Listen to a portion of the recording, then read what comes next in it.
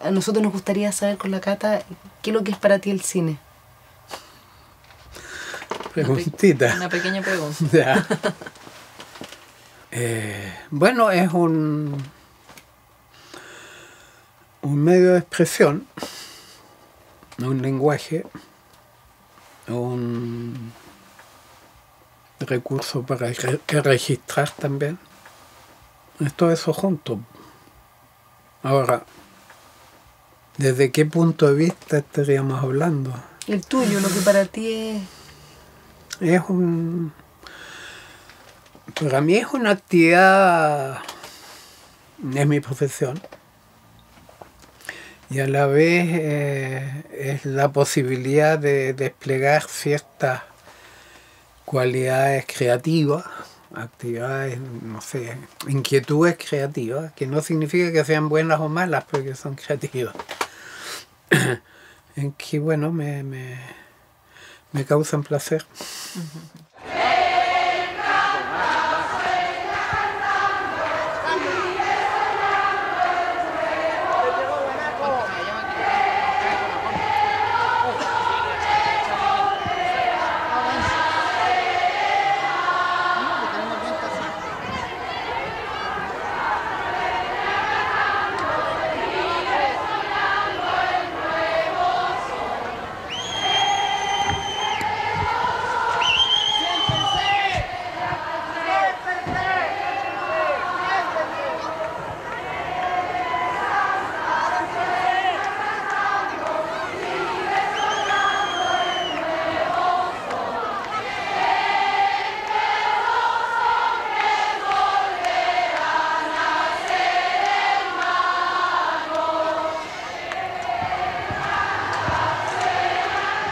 Matando y oprimiendo gente y explotando gente de la forma más descarada y de la forma más mentirosa.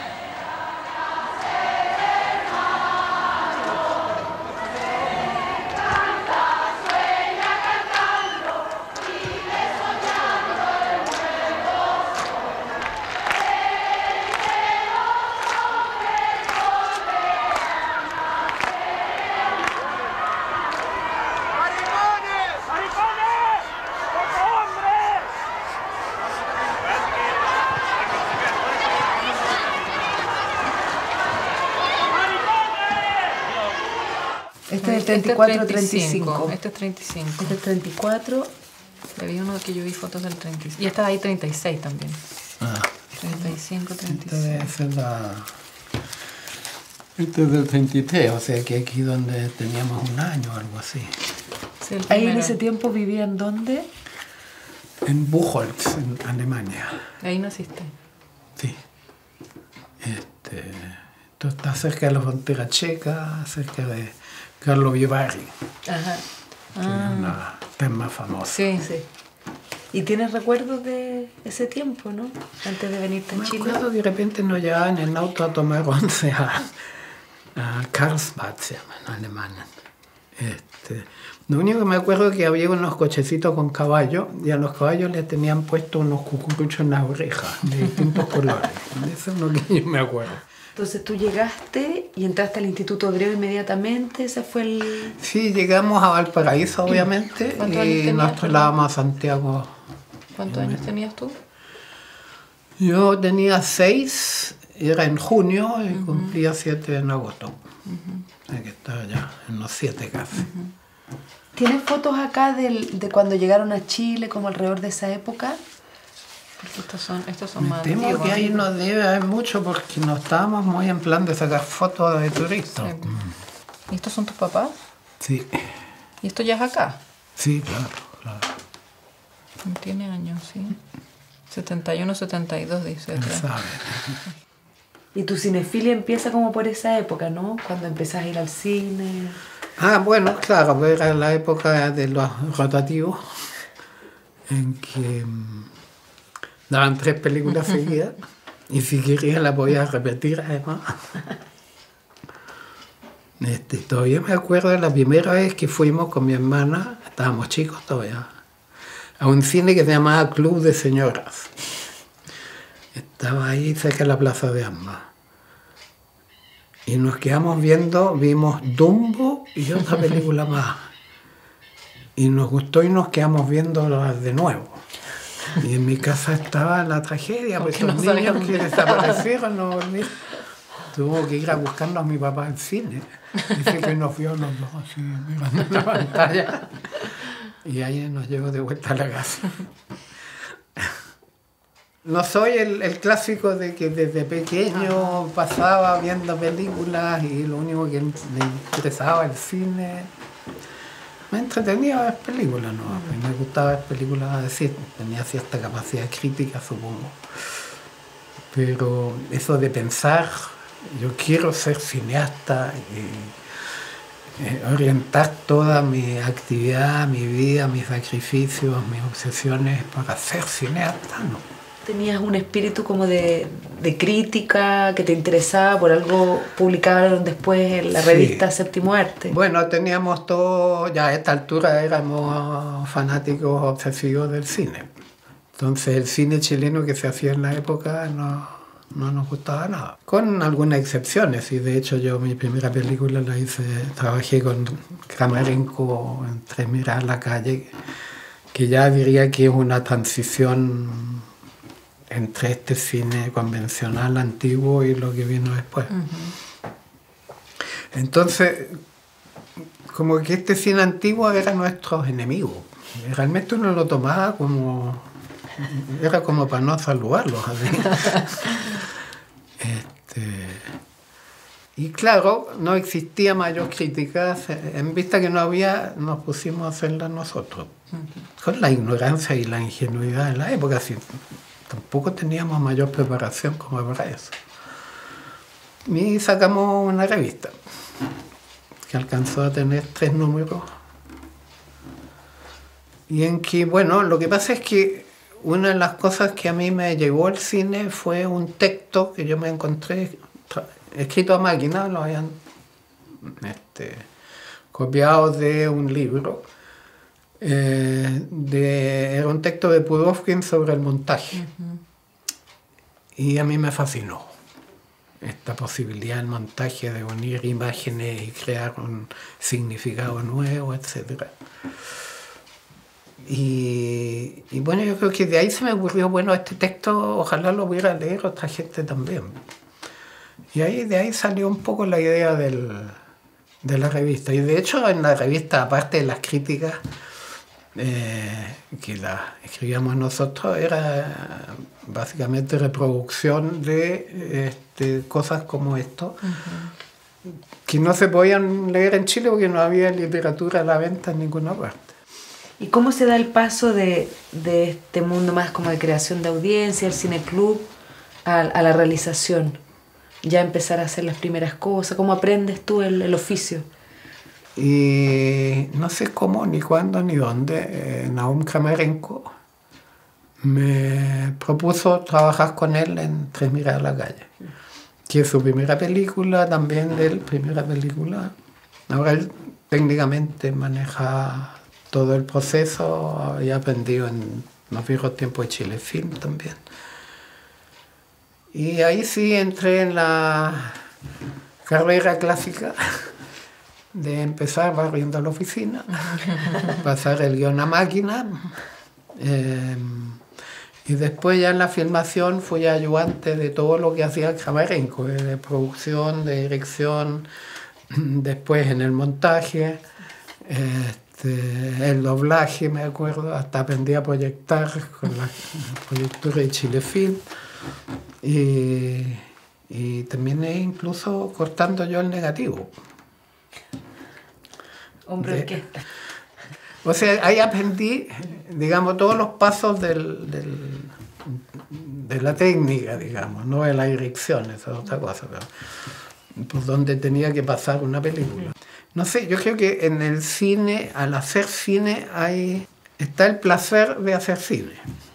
Y dentro de eso hay quienes sienten mayor placer dirigiendo y otros que sienten placer especial editando. Yo a lo mejor, tú me entiendes. Sí. Aparte de todos los sufrimientos que, bueno, en toda obra de creación hay una etapa terrible en que no sabes cómo ni dónde, qué sé yo, hasta que empieza a armarse la cosa. Porque eso es lo que muchas veces se nos olvida en todos estos grandes análisis, que es el placer de hacer. Bueno, a mí me pasó eso con el montaje. Y yo creo que, por lo menos, yo siempre digo, hay gente que cuando le plantean un tema, pues piensa en ficción, y hay otros que piensan en documental. Si a mí me plantean, qué sé yo, una historia real cualquiera, a mí se me ocurre hacer un documental sobre eso. Y lo más probable es que a Miguel Litín se le ocurra hacer una ficción. Y de repente se mezclan, como en el Chacal. Y luego hay algunos genios que son capaces de hacer las dos cosas, como Raúl Ruiz. Pero genios no, hay muchos más en el cine chileno, que yo sepa. Bueno, por eso el documental. Hicimos lo que mucha gente hizo. Las instrucciones eran reunirse en el centro de trabajo. Y como uno no tenía ninguna experiencia de golpe, en la oficina nuestra, una TX 73 creo que era, cuadra y media de La Moneda. Bueno, escuchando radio, choqueado. Y cuando anuncian el bombardeo, decidimos salir de ahí. Estamos muy cerca. Y además no había qué más hacer en la oficina. Yo agarré mi cámara y salimos con... Estaba el Lucho Mora, no sé quién era, quién más, porque Héctor Ríos no estaba ahí. El hecho es que fuimos a dar a un departamento de la suegra del Lucho, que estaba en Manuel Rodríguez. Y bueno, ahí, cuando llegó el momento del bombardeo, yo, como tenía la cámara y un rollo de 100 pies, por una ventanita alta de un baño, pude filmar los aviones que bombardeaban, los que se ven en todos lados. O sea, yo no veía La Moneda, o sea, no se veía el impacto, pero sí el acercamiento. Los aviones desaparecían detrás de una silueta que pensé que era el Hotel Carrera seguramente, y salían por el otro lado. Y eso entonces pues en el montaje en la batalla de Chile pues compaginó perfecto, es decir, eran los aviones que llegaban y corte. A la explosión. Claro, el impacto que filmaron los alemanes desde el Hotel Carrera. Me alcanzó, bueno, el rollo tenía 2 minutos y medio, la cuerda tenía 20 segundos, no daba más. Una vez que se gastó eso no pude registrar nada más. Y como digo, a los 2 días, creo que fueron el toque queda, volvimos a la casa. Eso fue lo inmediato, digamos, el día del golpe, los posteriores.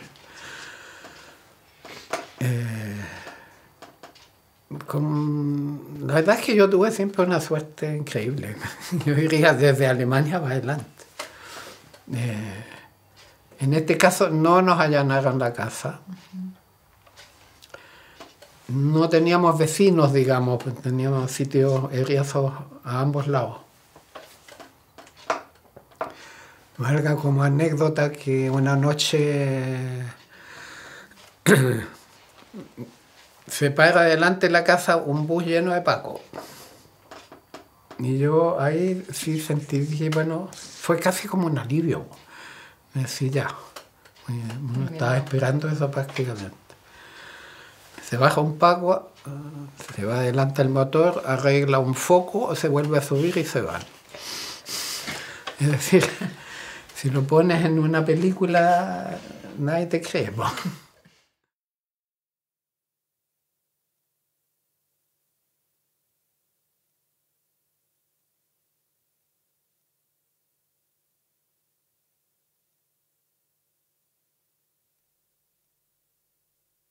Servicio de Psiquiatría del Hospital Regional de Iquique. Diciembre 1968. Servicio de hombres. 29 enfermos para cuya atención existen. Una clínica sin lavatorio, sin agua, sin ventilación, sin iluminación.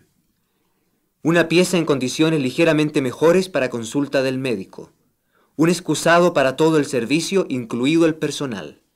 16 celdas individuales. Servicio de mujeres. Atiende a 23 enfermas en condiciones prácticamente similares a las del servicio de hombres.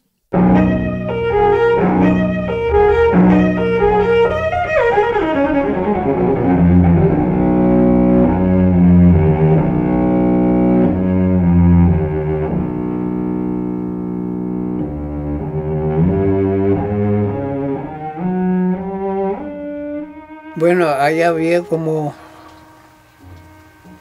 ver cuál era el límite del asunto, porque hay algunos, digamos, los internos que hay ahí de los enfermos, que lo toman con una sonrisa, y hay otros que se sienten un poco asustados, entonces había que medirse bastante, y de hecho es lo que hizo Héctor. Además teníamos un poco en mente un documental, no sé si era yugoslavo o algo así que habíamos visto, que era muy, muy cruel, porque el camarógrafo perseguía a los enfermos que seguramente tenían algún tipo de paranoia y estaban absolutamente aterrorizados con la cámara, y el tipo insistía. Y la verdad es que, aunque no lo hubiéramos visto antes aquello, es decir, no estaba dentro de nuestro estilo para nada. Claro, o sea, hay una cercanía y como es súper impactante para el espectador, pero al mismo tiempo no invade. Claro. O sea, Ahora, una cosa que llama la atención y que creo que es más o menos consistente en algunas de tus películas es que tú no evitas, por ejemplo, la mirada a cámara. Acá en Testimonio, bueno, recién pasaron unas imágenes de gente mirando a cámara y luego está el famoso plano a través de las rejas de los pacientes que están ahí mirando a cámara. El testimonio de lo que estás viendo es realmente espontáneo.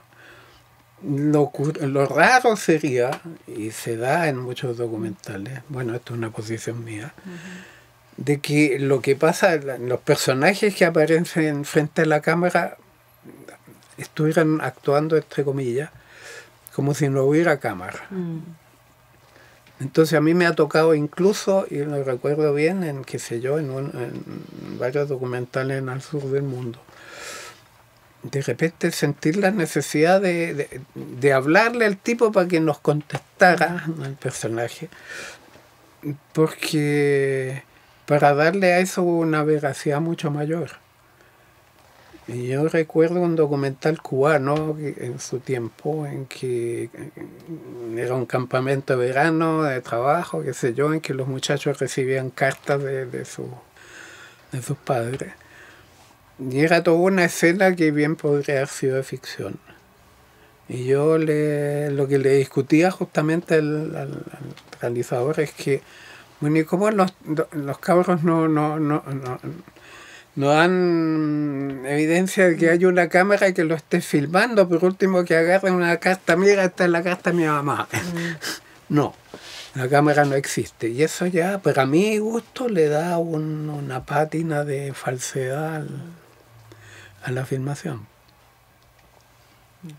Entonces, claro, una mirada a cámara es algo muy especial, porque es como que te miraran a los ojos.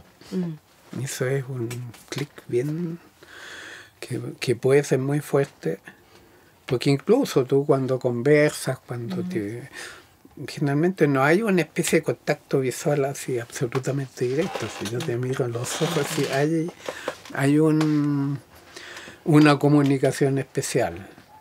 Entonces yo diría más bien el peligro de una mirada así muy de reojo a cámara tal vez es peor que una mirada a cámara. Decir, porque ahí está la cámara y deberíamos mirar bueno, en este momento las cámaras que claro, incluso con curiosidad a ver qué es lo que está haciendo el tipo ahí con la cámara, o cómo es.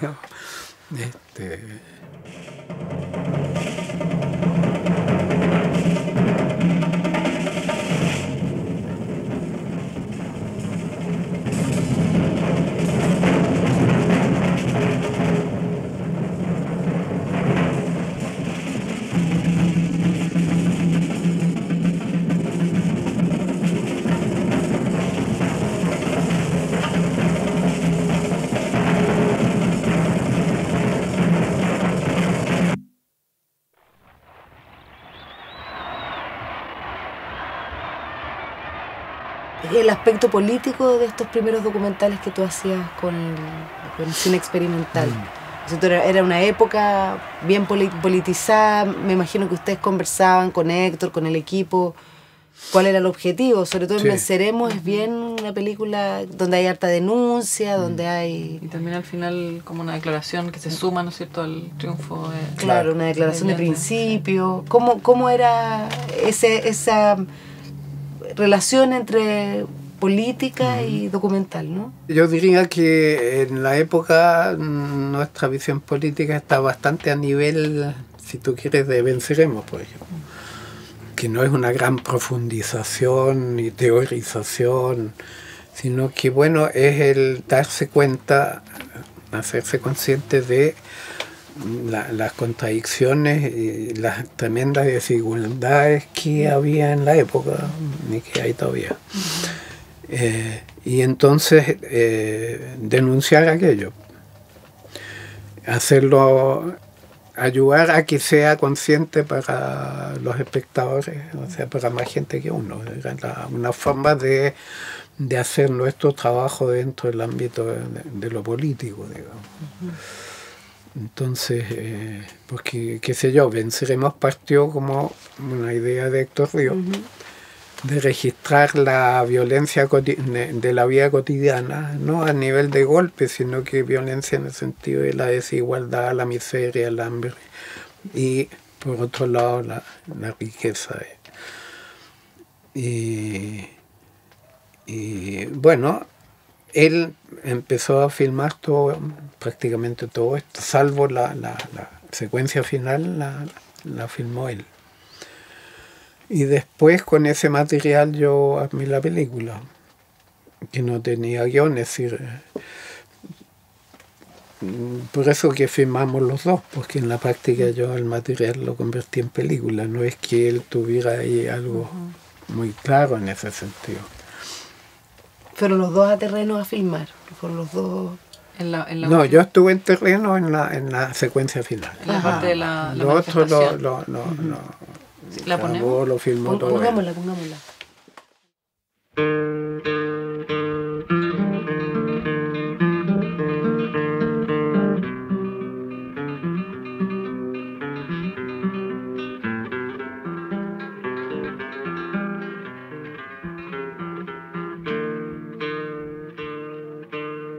Quisiera volverme noche para ver llegar el día, que mi pueblo se levante buscando su amanecía, que mi pueblo se levante buscando su amanecía.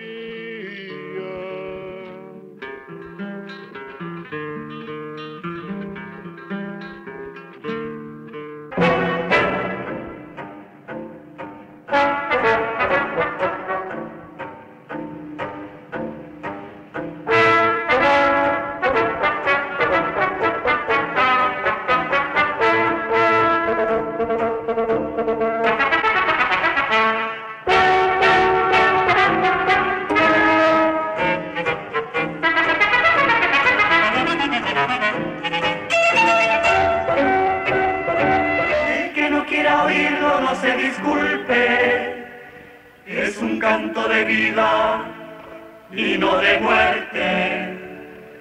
El que quiera bailarlo, que se despierte. Nos decías que la última secuencia, que es la de toda la celebración nocturna. A esa fuiste tú. Ahí fuimos los dos. Fueron los dos. Sí, sí, bueno, él hizo la cámara.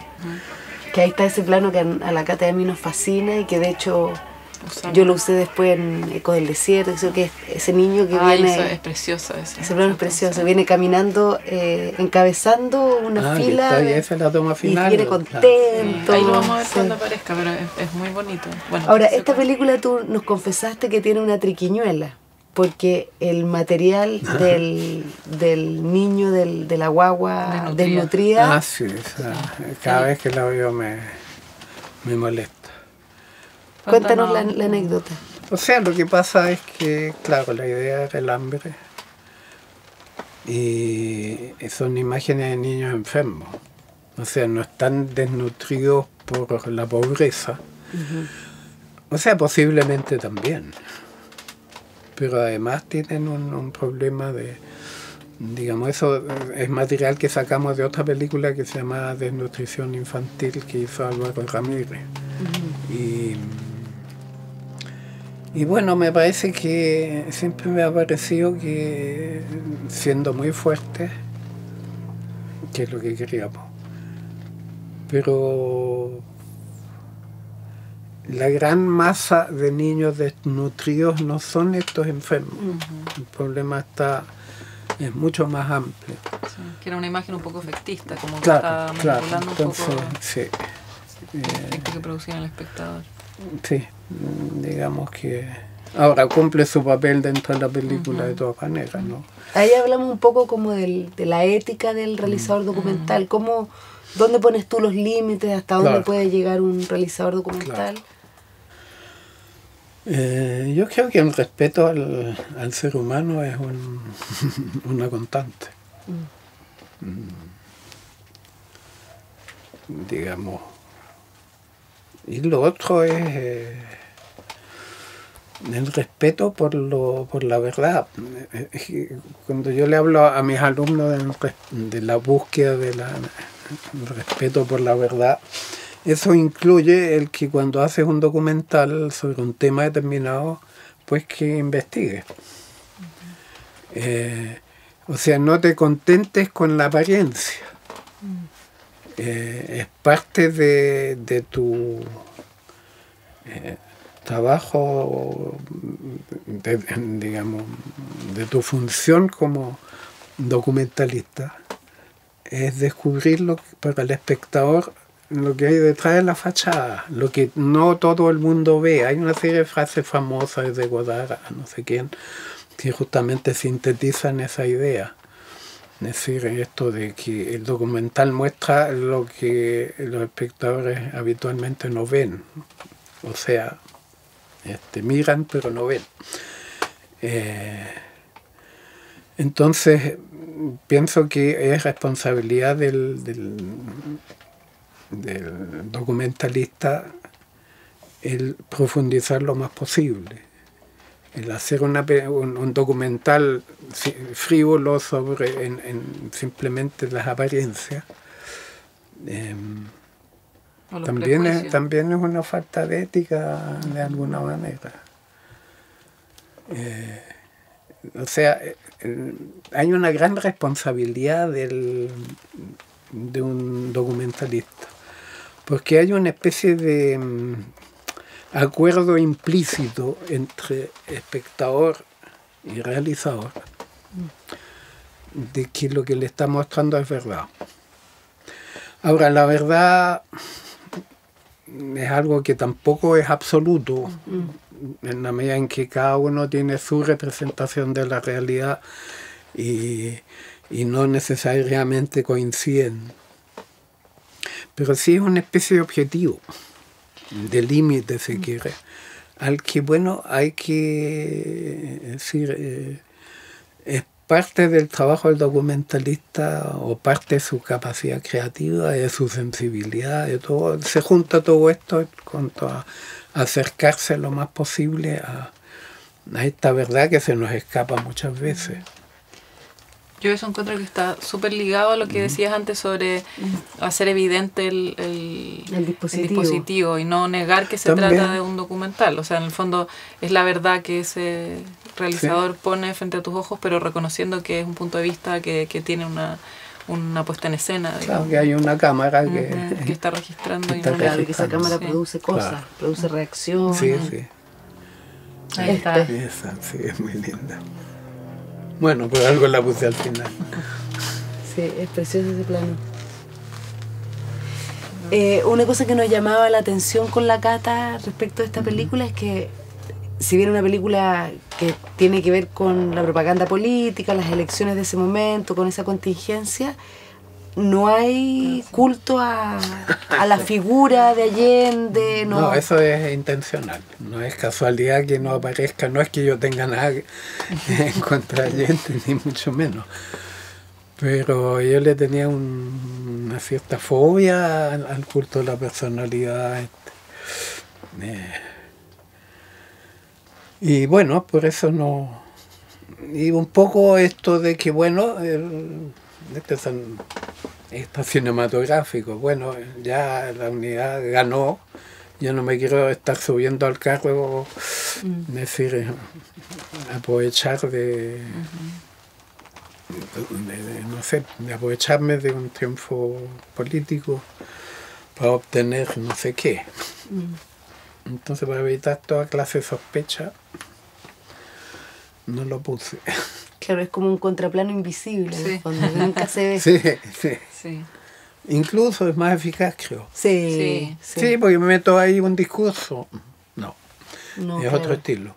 No es que no sea legítimo, pero en este caso no cabía.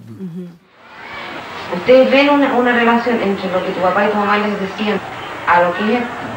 Claro que sí. A nosotros siempre nos enseñaron que nunca tratáramos de vivir cómodos nosotros, ¿no? Que nunca nos preocupáramos solamente por nuestros intereses ni por satisfacer nuestras necesidades, sino también por ayudar a que toda la sociedad pudiera vivir de la misma forma, sin diferencias. ¿Qué te gustaría hacer a ti con todo el alma? Luchar contra el régimen, pero no esa forma de pescar un arma y pararse ahí en medio de la calle y empezar a matar gente, ¿no? Organizar un pueblo entero para que haga lo que hicieron aquí en Cuba, que hagan una invasión y que acaben con el régimen. ¿Por qué tú odias ese régimen?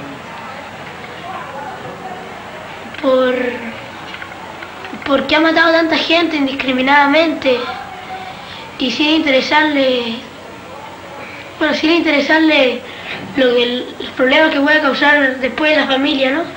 Y también porque está matando y oprimiendo gente y explotando gente de la forma más descarada y de la forma más mentirosa. ¿Cómo fue la muerte de tu papá? En un enfrentamiento. Bueno, queríamos preguntarte ahora sobre las películas que hiciste mientras estabas en Cuba, en el exilio. Y la primera que hiciste fue Los ojos como mi papá, ¿o no? Bueno, una vez más, fue mi esposa la que me sugirió la posibilidad de hacer de tomar este tema en los niños latinoamericanos exiliados en Cuba. Porque yo tenía un poco el problema, bueno, cuando tú llegas a un país que te acoge como nos acogieron allá, es decir, ¿qué haces? ¿Qué tema tomas? Además, con nuestra escuela de denuncia y oposición, de repente te encuentras con qué bueno que vas a denunciar.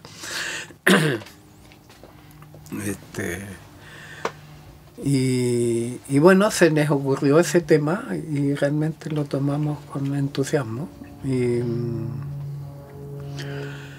Y bueno, ahí juntamos un montón de niños que después me los he encontrado, bueno, por lo menos los chilenos me he encontrado varios acá, ya adultos, universitarios ya profesionales, etcétera. Ha sido bien grato. ¿Tú muchos de los niños los conocías porque vivías en el barrio? ¿Eran Sí. hijos de amigos tuyos? Bueno, están pues se mis siente hijos. una cercanía, como que hay algo muy Sí. casual en las entrevistas. Aparte de que como la Yeya manejaba esto, mi mujer, lo hacía muy bien. Como profesora además que fue, realmente manejaba a los muchachos muy cálidamente. Se crea el ambiente necesario para una buena entrevista. Es decir, en general eran entrevistas de grupo, por lo demás, que se juntaban y se mezclaban con cubanos, en fin. Había, digamos, era interesante esta relación entre ellos y los cubanos también. La cara de él me impresionó tanto cuando yo la vi en el visor, y me impresiona tanto esa cosa que hay en el rostro de él, que es lo que se ve en la foto. Me impresiona tanto cuando lo veo en la cámara que te digo que lo que a mí nunca se me olvida es que instintivamente hice como una cosa así hacia atrás, ¿no? Me asustó, se te puede decir un poco. Y al mismo tiempo asustarme, apreté el obturador. Y entonces ahí queda la imagen esa.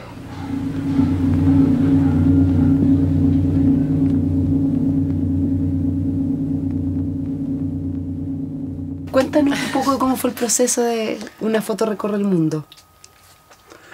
Bueno, esa fue una idea que se me ocurrió a mí. Tengo que decirlo porque no es lo común.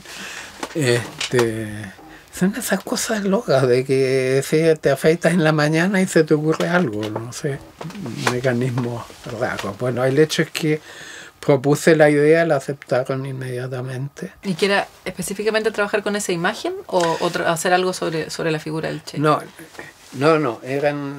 todo esto partió de Rembrandt.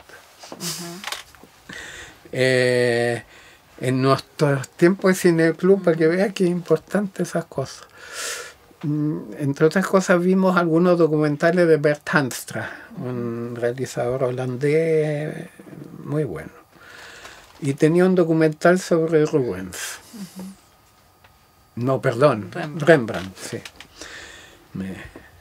Entonces, él descubrió, bueno, aparte de desarrollar la vida de Rembrandt y todo lo demás, descubrió que había una buena cantidad de autorretratos de Rembrandt y que estaban siempre tomados del mismo ángulo, o muy parecidos. Entonces se le ocurrió hacer todo un juego de fundidos en que mantenía el mismo tamaño de la cabeza con los ojos en el mismo punto de la pantalla del cuadro y iba fundiendo, y lo que uno veía era un joven que empezaba a envejecer. Y yo me quedé con eso adentro. Y yo descubría ya de que aparte de la foto misma,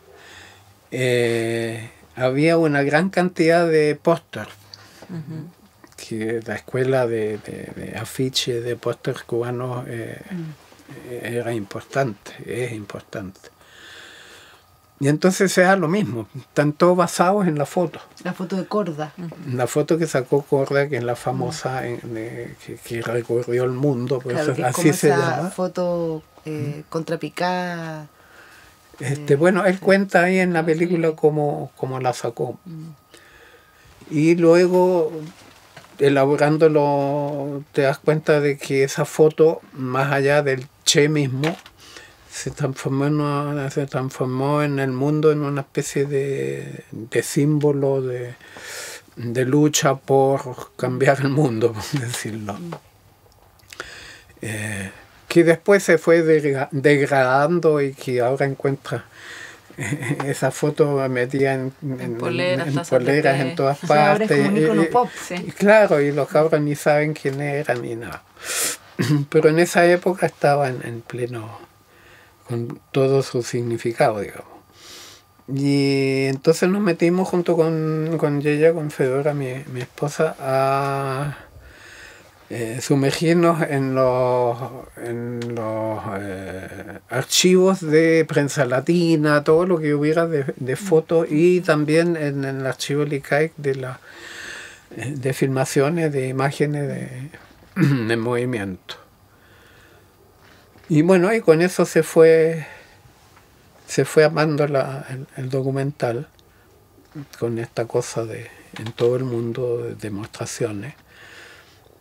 Y bueno, y la segunda parte del documental fue lo que fue mi punto de partida, un poco el experimento de los distintos afiches, y entonces iba como transformándose esta imagen, también de distintos tipos, de más enérgico, menos enérgico, más poético, más oscuro, con pinta de mestizo, en fin. También estaba la idea de la amplitud de la expresión de todo aquello.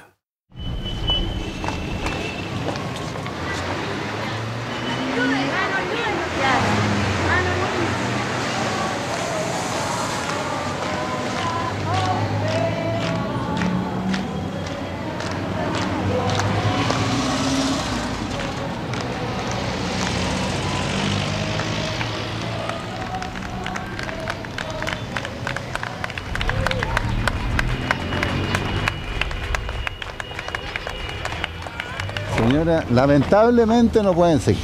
¿Por qué motivo? Porque van interrumpiendo el tránsito. Pero nos estamos molestando. Van interrumpiendo el tránsito, van provocando desorden.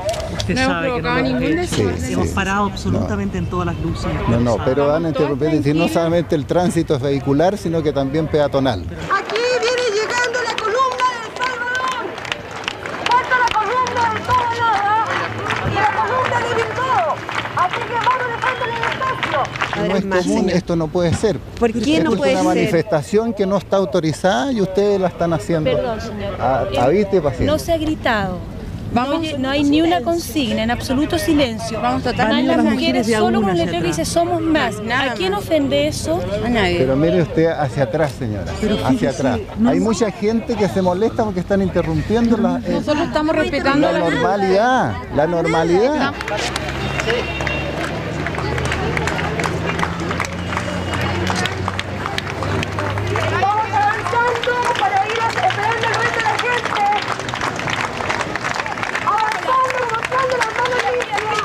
La normalidad. La normalidad, a lo mejor habría que hacer algo con ella, pues.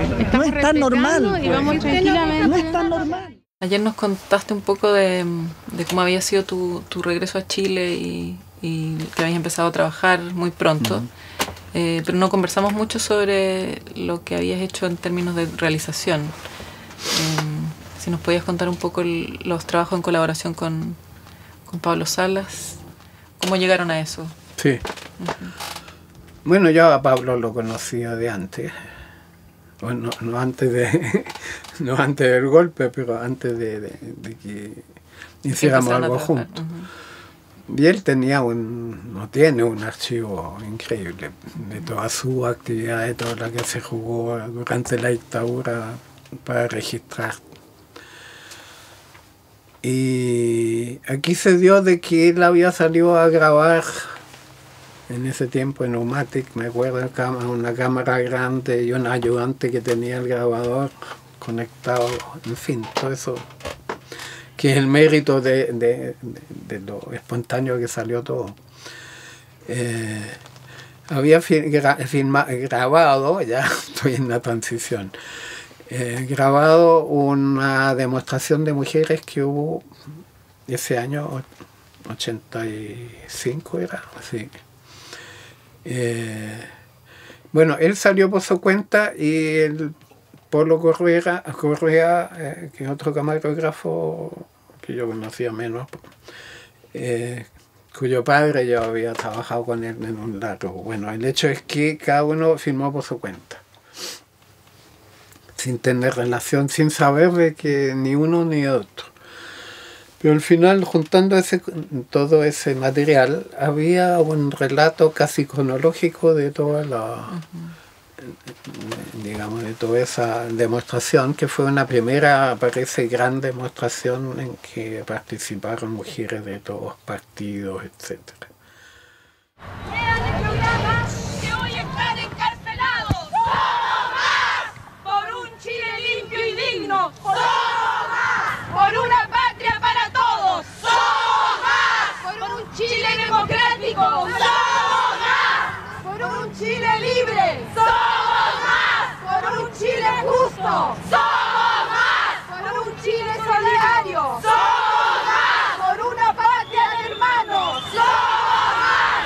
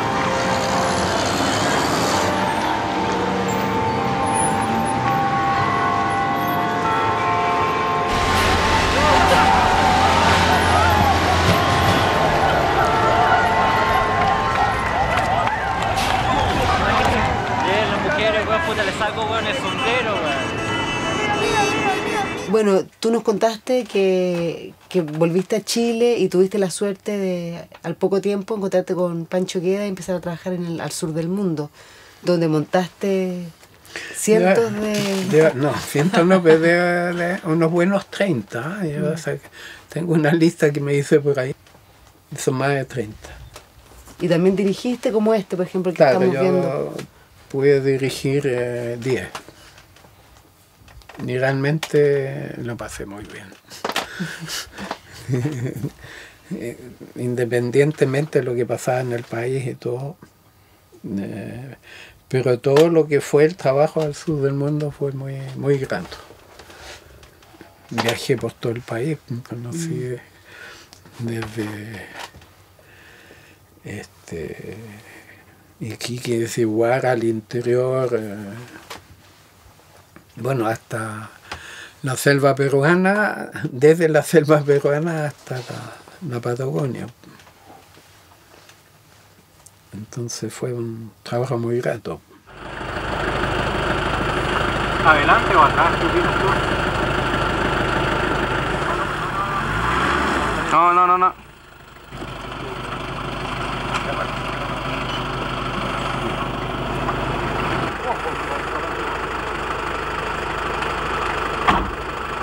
¡Ya! Espera, ¡para ahí! ¡Para! ¿Vamos? Yo recuerdo que tú nos contaste que en las primeras temporadas de Al Sur del Mundo hubo censura porque no los dejaban mostrar gente. Tenía que ser solo paisaje, y, o sea, claro, flora y fauna. Sí, piensa que Al Sur del Mundo partió en los años 80 también, en 84, o sea, antes de que yo empezara a trabajar, deben haber partido en 83 o algo así.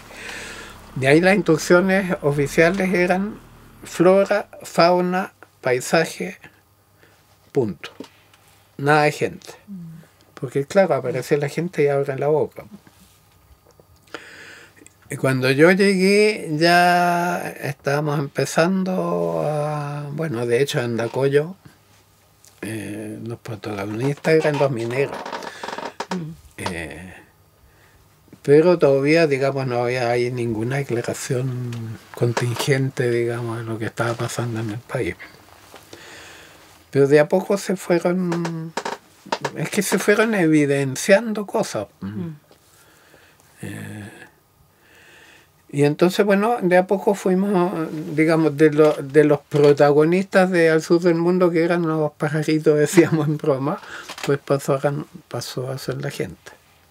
Y eso ya los últimos años fue así.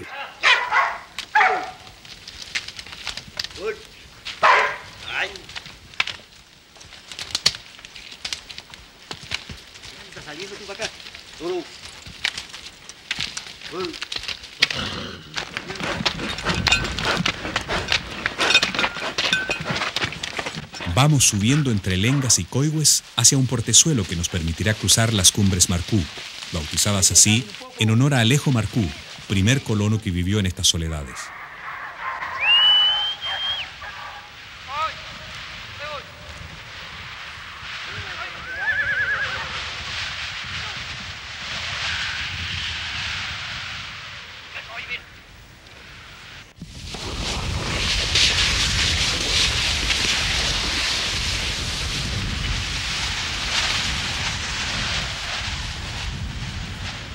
Cuando decía Operación Cóndor, el espectador espera que le expliquen científicamente o didácticamente qué es lo que es la Operación Cóndor y todo. Digamos, te imaginas un documental didáctico con una voz que explica todo, que no es mi estilo. Yo no, ni sé hacerlo siquiera.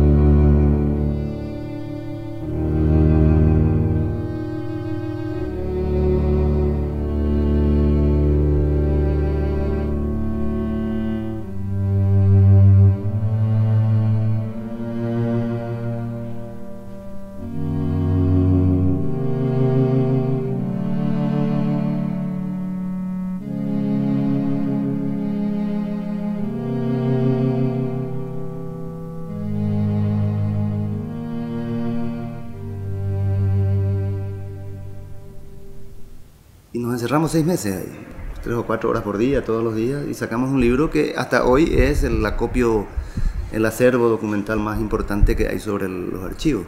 Pero allí hay material para 40 libros más, ¿no? Y prueba para 200 crímenes más, todavía no resueltos.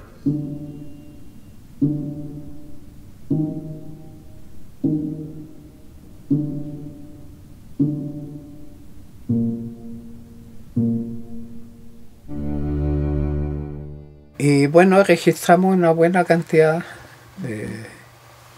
de testimonios. Testimonios obviamente de sobrevivientes y también de periodistas que habían investigado.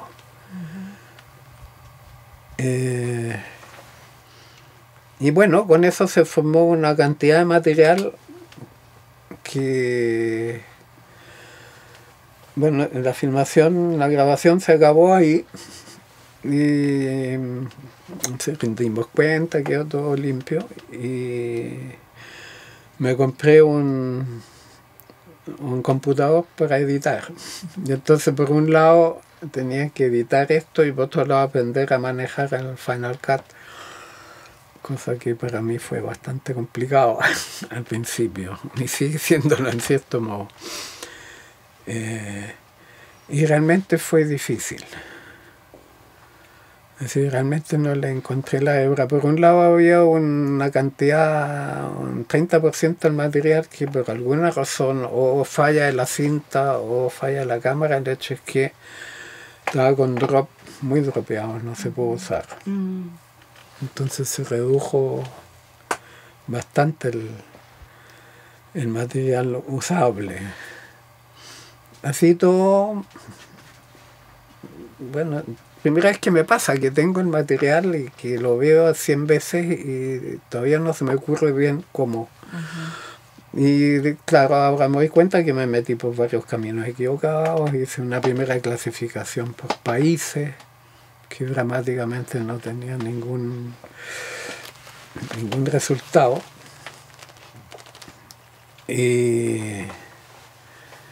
Y entonces, bueno, estuve ahí sufriendo un par de meses y lo tuve que dejar que madurara, que a lo mejor, que con un poco de tiempo, y lo volví a tomar, lo dejaba y pasaron 15 años en todo este juego. El 18 de noviembre en la noche es la detención masiva que hubo acá en la Villa Grimaldi. Calculamos, conversando después, que habrían unas 30 o más personas siendo torturadas al mismo tiempo. Familias enteras torturadas al mismo tiempo. Y esa noche fue toda la noche, ¿no? Entonces nos asomábamos por el tragaluz de la pieza de mujeres. Yo estaba con una sola compañera en ese momento a mirar. Entonces nosotros veíamos como el patio, ¿no? El muro, y por detrás del muro se veían llamas y se escuchaban los gritos, y se escuchaban los gritos, y se escuchaban los gritos. Se escuchaba el ronco esa noche que gritaba que trajeran agua caliente, aceite caliente. Fue una tortura masiva que se hizo esa vez. De hecho, en la mañana siguiente los vimos prácticamente muertos. Yo supuse que la gente estaba muerta, los vimos tirados en el patio. Y después me sacan a mí a limpiar. Y nos sacan por atrás, detrás de este muro, y estaba todo esto, pero habían restos de hoguera, ceniza, unos fondos ya aceitosos, bueno, de todo. Y esta parte de acá la limpiamos con el Jorge, nos hicieron limpiar a los dos. Y esa fue como la primera vez que yo lo vi triste. Si realmente tienes un equipo de gente que se entiende, que no hay mayores tensiones, y es la ventaja del documental de que los equipos son chicos. Y yo he tenido esa suerte, he tenido camarógrafos de lujo, desde Héctor para adelante, la Julia Muñoz, el Farfán, Ralph Berti, en fin. Y el resto del equipo también, de sonidistas, de choferes, qué sé yo, así siempre éramos un equipo muy unido. No recuerdo ningún tipo de peleas nunca. Debe ser la excepción, pero... Entonces, bueno, siempre me ha resultado muy grato. Ahora, yo no sé cómo trabajaría con un equipo que no me gustara. Que estuviera medio peleado, esas tensiones. No sé, no me ha tocado. Suerte. Sí, digo, yo tengo mucha suerte.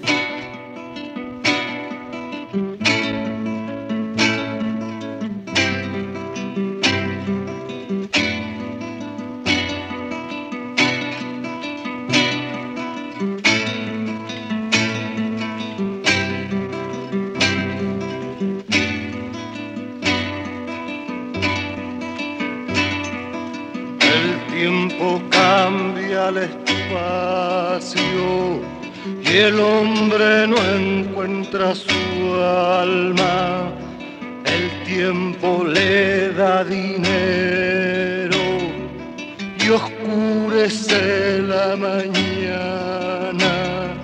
¿Qué pasó con el recuerdo?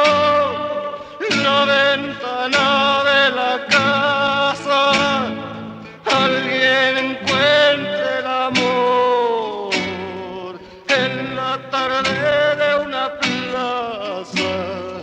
El Huasca corre y se agita, también